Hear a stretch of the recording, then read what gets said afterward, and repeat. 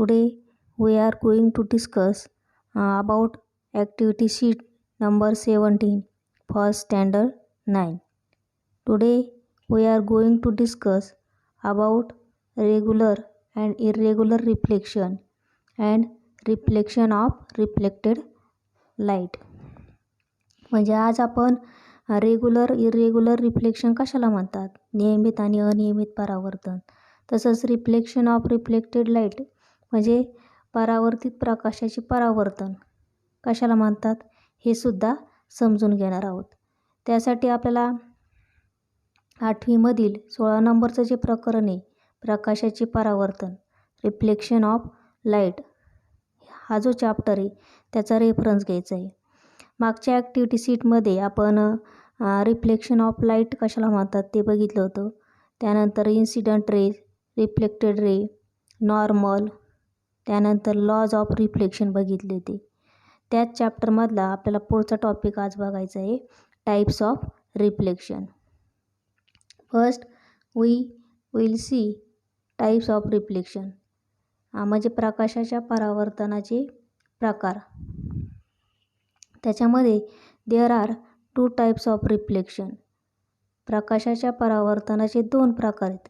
First is regular reflection and second is irregular reflection म्हणजे नियमित परावर्तन आणि अनियमित परावर्तन. त्याच्यामधला पहिला टाईप आपण पाहणार आहोत प्रकाशाचे नियमित परावर्तन रेग्युलर रिफ्लेक्शन ऑफ लाईट. आता या ठिकाणी आपल्याला एक फिगर दाखवलेली आहे बघा. त्या फिगरमध्ये एक फ्लॅट सरफेस दाखवलेला आहे, सपाट पृष्ठभाग दाखवलेला आहे आणि त्या फ्लॅट सरफेसवर काही आपाती किरण पडलेले आहेत, इन्सिडेंट रेज पडलेले आहेत आणि ते जे इन्सिडेंट रेज आहेत ते पॅरलल आहेत आणि रिफ्लेक्ट झाल्यानंतरसुद्धा ते आपल्याला पॅरललच दिसतात.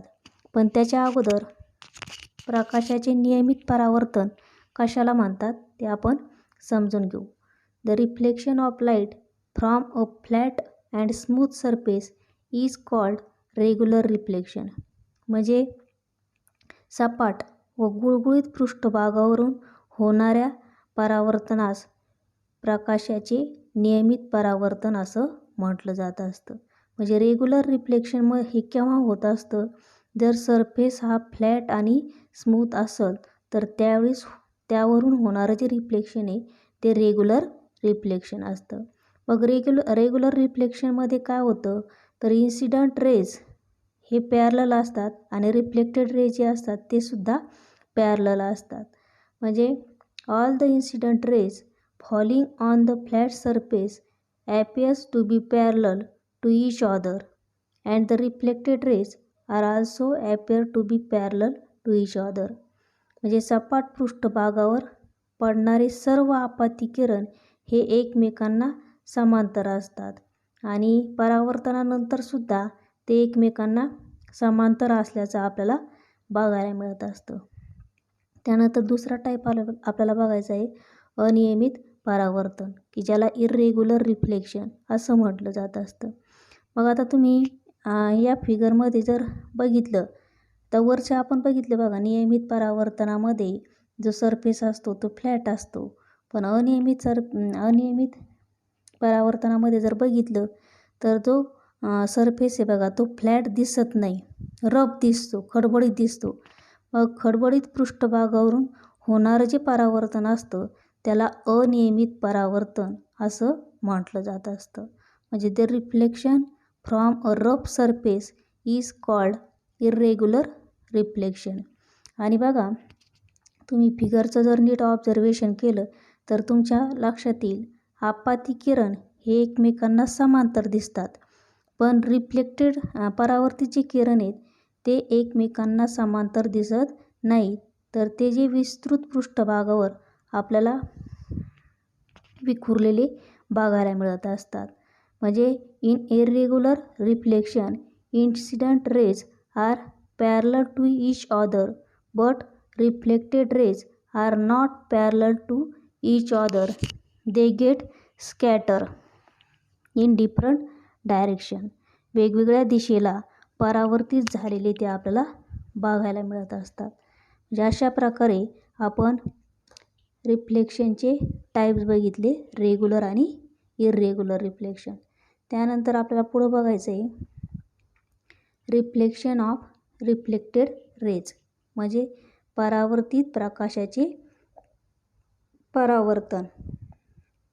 त्याच्यामध्ये काय सांगता येईल, if the light falling on an object is reflected more than once it is called as reflection of reflected light. म्हणजे एखाद्या वस्तूवर जर प्रकाश किरण पडले आणि पडल्यानंतर त्या प्रकाशाचं जर अनेक वेळा परावर्तन घडून येत असेल तर त्याला परावर्तित प्रकाशाचे परावर्तन असं म्हटलं जात असतं. कशाला, तर वस्तूवर पडणाऱ्या प्रकाशाचे एकापेक्षा जास्त वेळेस परावर्तन घडून आल्यास त्यास परावर्तित प्रकाशाचे परावर्तन असं म्हटलं जातं. मग त्याचं जर उदाहरण द्यायचं झालं तर चंद्राचे पाण्यामध्ये दिसणारं जे परावर्तन आहे, प्रतिबिंब आहे, त्यामध्ये आपल्याला प्रकाशाचं अनेक वेळा परावर्तन झाल्याचं बघायला मिळतं. म्हणजे किती वेळा होत असेल तर सूर्याकडून आलेले जे प्रकाश किरण आहेत ते चंद्रावर पडतात, चंद्रावरून आल्यानंतर ते पृथ्वीकडे येतात आणि पृथ्वीवरून त्याचं परत रिफ्लेक्शन होत असतं. त्यामुळे आपल्याला चंद्र हा दिसत असतो. म्हणजे चंद्राचे पाण्यामध्ये असणारं जे प्रतिबिंब आहे त्यामध्ये आपल्याला परावर्तित प्रकाशाचं परावर्तन हे जास्त वेळा झाल्याचं बघायला मिळत असतं. त्यानंतर आपलं पुढं बघायचं आहे तर the following tools are based on the principle of reflection of reflected light.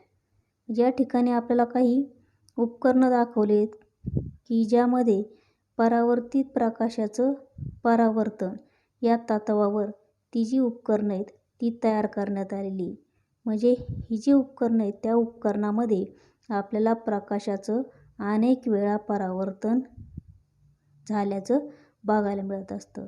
त्यातलं पहिलं उपकरण आहे कॅलिडोस्कोप आणि दुसरं आहे पेरिस्कोप, की ज्याला परिदर्शी असं म्हटलं जात असतं.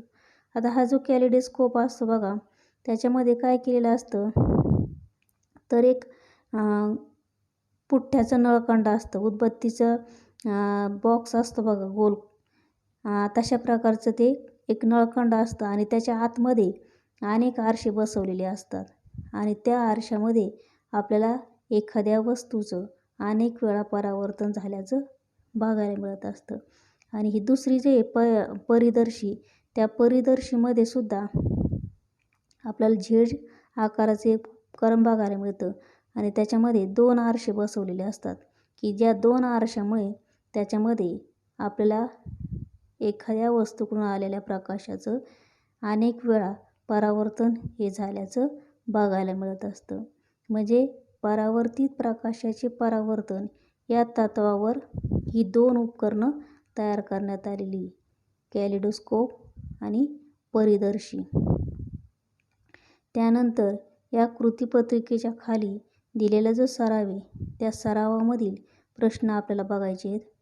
त्यातला पहिला प्रश्न काय विचारलेला आहे बघा, how many times is the light reflected when the moon appears in the figure below. आता या ठिकाणी आपल्याला एक आकृती दाखवलेली बघा आणि त्या आकृतीमध्ये आपल्याला असा प्रश्न विचारला आहे की चंद्र दिसताना प्रकाशाचे किती वेळा परावर्तन झाल्याचं आपल्याला बघायला मिळतं. आता तुम्ही जर आकृतीचं नीट निरीक्षण केलं तर तुम्हाला उत्तर सांगता येईल. म्हणजे चंद्र दिसताना प्रकाशाचे किती वेळा परावर्तन झालं आहे, तर किती वेळा झालं आहे तर 2 वेळा झाल्याचं आपल्याला बघायला मिळतं, 2 टाइम्स.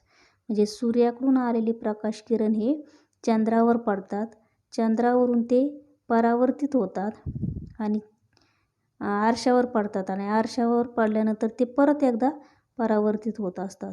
म्हणजे चंद्र दिसताना प्रकाशाचे 2 वेळा परावर्तन झाल्याचं आपल्याला बघायला मिळत असतं.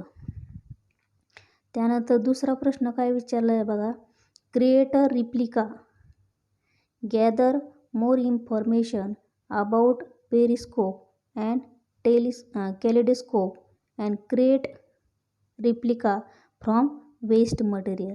म्हणजे या ठिकाणी तुम्हाला एक ॲक्टिव्हिटी करायची आहे आणि त्या ॲक्टिव्हिटीमध्ये एक प्रतिकृती तयार करायची आहे आणि त्या प्रतिकृती कशाची तयार करायची सांगितलेली आहे तर परिदर्शी आणि कॅलिडोस्कोप याचे 2 उपकरणं आहेत, ते उपकरणं तुम्हाला तयार करायची आहे.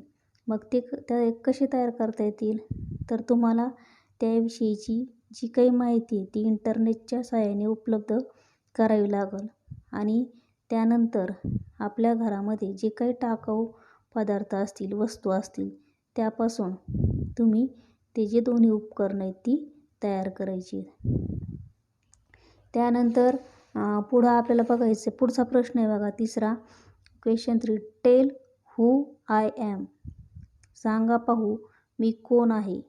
म्हणजे आता त्याच्यामध्ये आपल्याला प्रश्न विचारला आहे आणि त्या प्रश्नामध्ये आपल्याला ते कोण आहे ते सांगायचं आहे. त्यातलं पहिलं आहे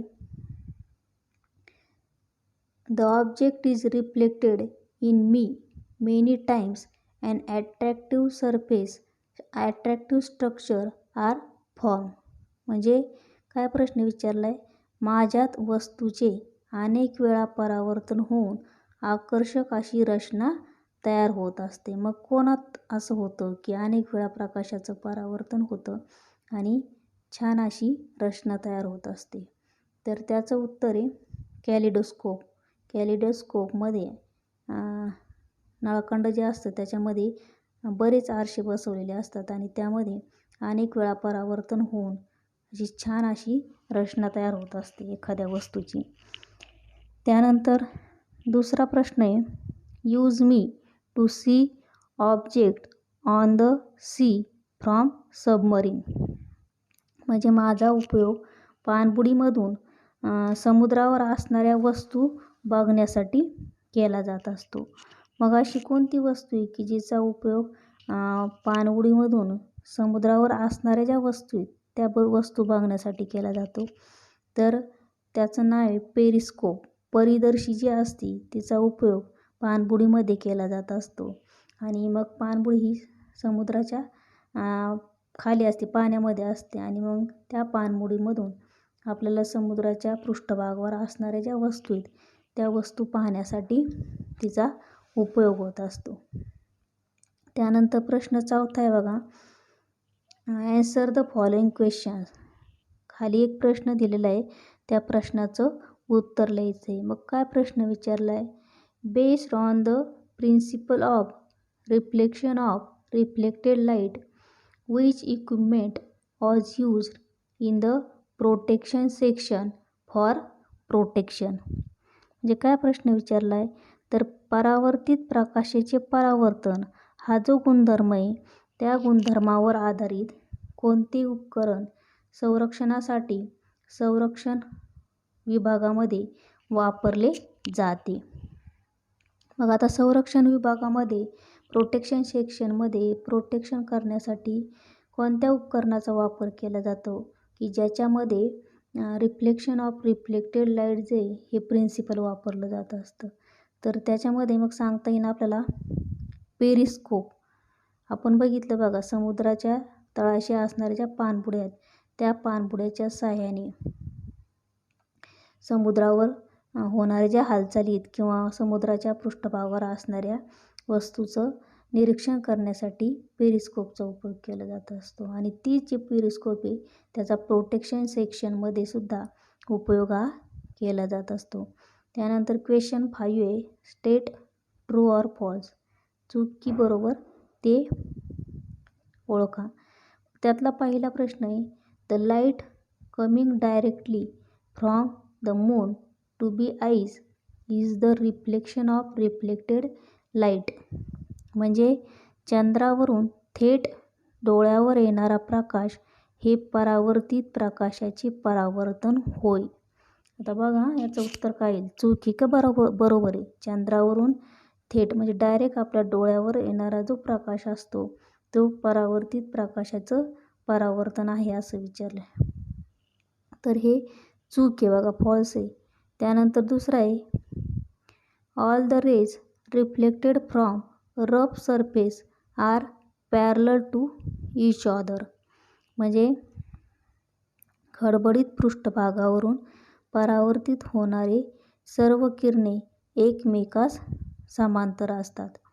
म्हणजे इरेग्युलर रिफ्लेक्शनमध्ये रिफ्लेक्टेड रेज जे आहेत ते एकमेकांना समांतर असतात असं विचारलेलं. हे सुद्धा चुकीचं आहे. आणि शेवटचा प्रश्न आहे, draw the incident rays and the reflected rays with the help of a compass and measure with the help of compass the angle of incidence and the angle of reflection. म्हणजे कंपासच्या सहाय्याने आपल्याला आपाती किरण आणि परावर्तित किरण यांची आकृती काढायची आहे. आकृती काढल्यानंतर आपतन कोन आणि परावर्तन कोन हे कोनमापकाच्या सहाय्याने मोजायचे आहेत. मग तुम्हाला ही आकृती स्वतः काढावी लागणार आहे आणि आकृती काढताना प्रकाशाच्या परावर्तनाचे जे नियम आहेत त्या नियमाचा वापर करून ती आकृती काढावं लागणार आहे. म्हणजे अगोदर नॉर्मल काढावं लागणार आहे, सपाट पृष्ठभाग काढावं लागणार आहे, सपाट पृष्ठभागावर एक नॉर्मल काढावं लागणार, स्तंभिका काढावं लागणार आहे. स्तंभिकेजवळ मग तुम्हाला एक विशिष्ट कोन घेऊन आपाती किरण काढून घ्यायचं आहे आणि ज्या कोनाचा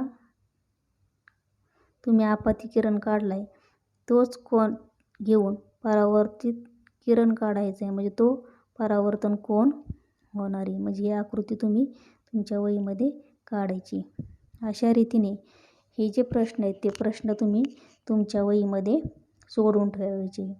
थँक्यू.